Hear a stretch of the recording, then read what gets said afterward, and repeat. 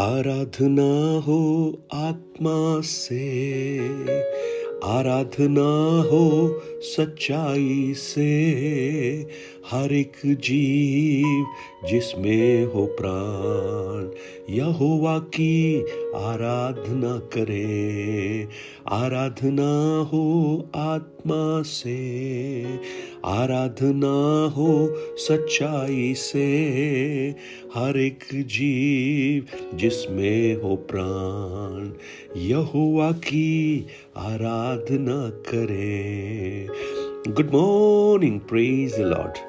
दिन की शुरुआत परमेश्वर के वचन के साथ मैं पास्टर राजकुमार आप सब प्रिय भाई बहनों का इस प्रातःकालीन वचन मनन में स्वागत करता हूं। आज प्रभुवार है यानी रविवार है और हम सब आराधना करने के लिए उत्साहित हैं।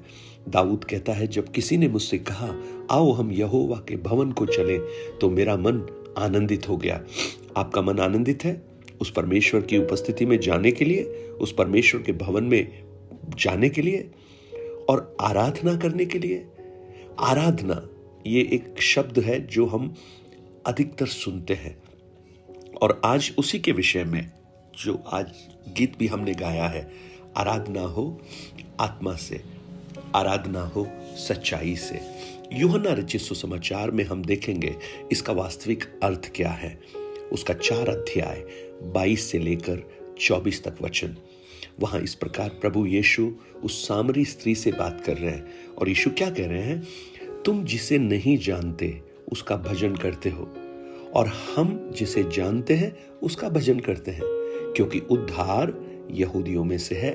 परंतु वह समय आता है, वरन अब भी है, जिसमें सच्चे भक्त पिता का भजन आत्मा और सच्चाई से करेंगे, क्योंकि पिता अपने लिए ऐसे ही भजन ढूंढने वालों को ढूंढता है।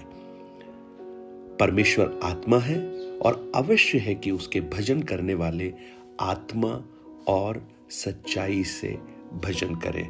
देखिए, आराधना के विषय में एक नया प्रकाशन प्रभु वहां पर दे रहे हैं, और वो भी किसको?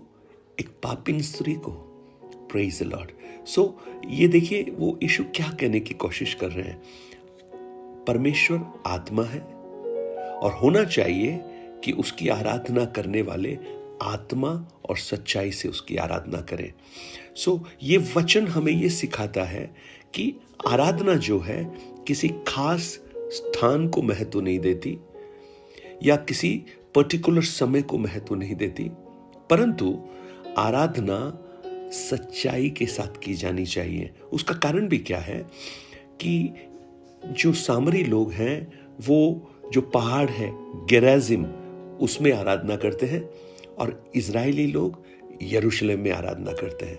परंतु यीशु क्या कह रहे हैं कि समय आ रहा है और अब भी है, ना कोई जगह का महत्व होगा यानी स्थान का महत्व नहीं होगा, परंतु आराधना सच्चाई और आत्मा से होगी। सो सच्चाई और आत्मा से आराधना, जब इसको हम समझने की कोशिश करते हैं तो हम बहुत सारी बातों को हम देख सकते हैं।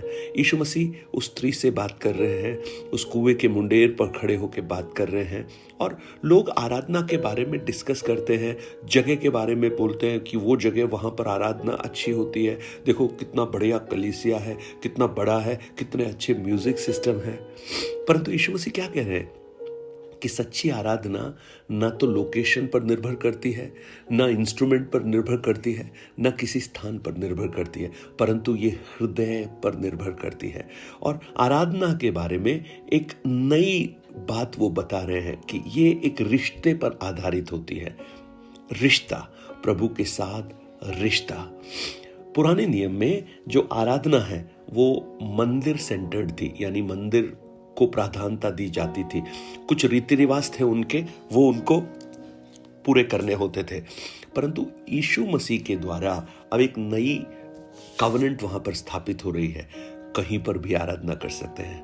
और आराधना एक व्यक्तिगत रिश्ता है प्रभु के साथ और आपका अपना खुद का एक निर्णय है कि आप किस प्रकार करते हैं। यानी अब किसी पर आधारित नहीं, लेकिन सच्चे आराधक कहीं भी किसी भी रूप में परमेश्वर की आराधना कर सकते हैं। तो एक सच्चे आराधक को क्या होना चाहिए? वो परमेश्वर की आज्ञाकारिता में चलना चाहिए, परमेश्वर पर ध्यान आराधना का होना चाहिए, ना कि परफॉर्मेंस पर। और प्रभु वहां पर क्या प्रकट कर रहे हैं? पिता को परमेश्वर के रूप में प्रकट कर रहे हैं। सो हमारी आराधना एक रिश्ता है, हमारी आराधना एक बहुत ही करीबी एक अनुभव है, और वो प्रेम है जो हम पिता के लिए प्रकट करते हैं। हमारा भीतरी हिस्सा यानी आत्मा क्या है? आत्मा बाहर नहीं है, अंदर है। सो यीशु कह रहे हैं कि आराधना आत्मा में होनी चाहिए। इसका मतलब क्या है? सिर्फ बाहरी दिखावा नहीं, सिर्फ हाथ उठाना या मुंह से कुछ बोलना नहीं, परंतु आराधना अंदर से आना चाहिए, हमारे भीतरी भाग में, यानी आत्मा से प्रकट होना चाहिए। और वो कब होगा? जब पवित्र आत्मा हमें प्रोत्साहित करेगी उस आराधना को करने के लिए। यानी सच्ची आराधना हृदय से निकलती है, सच्ची आराधना जीवित होती है, सच्ची आराधना आत्मा से भरी हुई होती है। और सच्चाई का अर्थ क्या है? सच्चाई सच में परमेश्वर के वचन को दिखाया गया है। हमारी आराधना वचन पर आधारित होनी चाहिए। यूहन्ना रचित सुसमाचार उसके 14 अध्याय उसके 6 वचन को जब आप पढ़ेंगे, वहां पर क्या लिखा हुआ है? यीशु ने कहा, मार्ग, सत्य और जीवन मैं ही हूं, बिना मेरे कोई पिता के पास नहीं पहुंच सकता। सत्य मैं ही हूं, सच्चाई। सच्चाई प्रभु यीशु को दिखाती है, सच्चाई वचन को दिखाती है।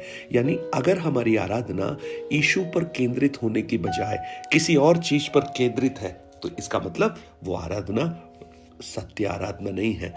तो आज स्थान महत्वपूर्ण नहीं है, हमारा कितने लोग हैं ये महत्वपूर्ण नहीं है, लेकिन हम आराधना कहीं भी कर सकते हैं, घर में कर सकते हैं, प्रार्थना के बीच में कर सकते हैं, अपने कार्यों में के बीच में कर सकते हैं, हम हमारे रोजमर्रा के कामों के बीच में आराधना कर सकते हैं। और पौलुस रोमियो 12 में क्या कहता है?